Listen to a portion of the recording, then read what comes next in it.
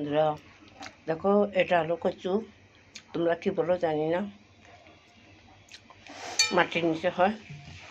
আমি এটা ভালো করে ধুয়ে সিদ্ধ করে নিয়েছি, ঝোলার সাথে দুটো আলু নিয়েছি। এটাকে আমি ছিলে পরিষ্কার করে নেব। এখন আমি ছুলে পরিষ্কার করে নিয়েছি। এখন আমি এটা পিস করব।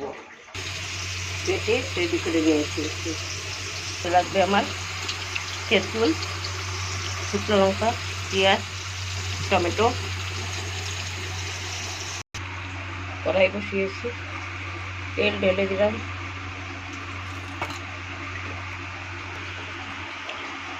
শুকনো লঙ্কা, হিং, একটু জিরে,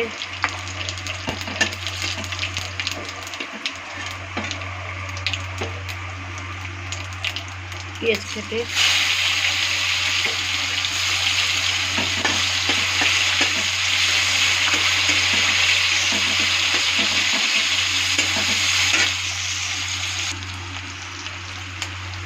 হলুদ গুঁড়োটা,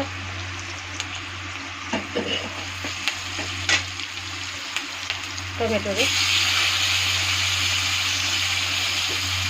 তেঁতুল,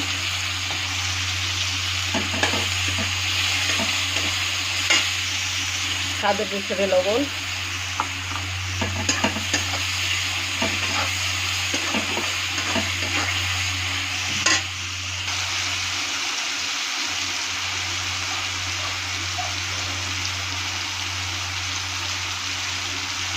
লঙ্কার পেস্ট, জিরে বাটা,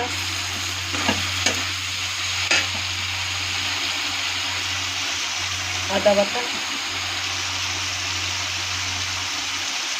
রসুনের পেস্ট ভালো করে মিক্স করব।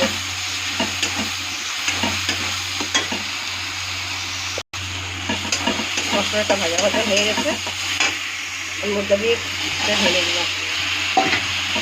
এখন সবটা ভালো করে মিক্স করে ভাজা ভাজা করবো। আবার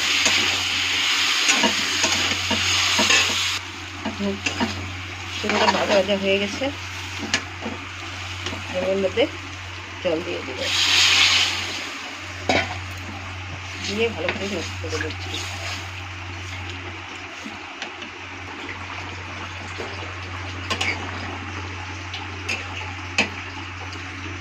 একটু গরম মশলা দিয়ে দিচ্ছি, একটু ঘি দিয়ে দিচ্ছি।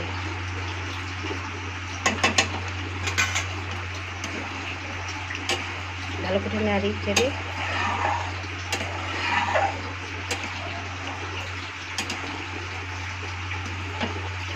নামিয়ে দেখো, তরকারি আমার কমপ্লিট হয়ে গেছে। খেতে দুর্দান্ত লাগে এটা খেতে। তো আর ভালো লাগে।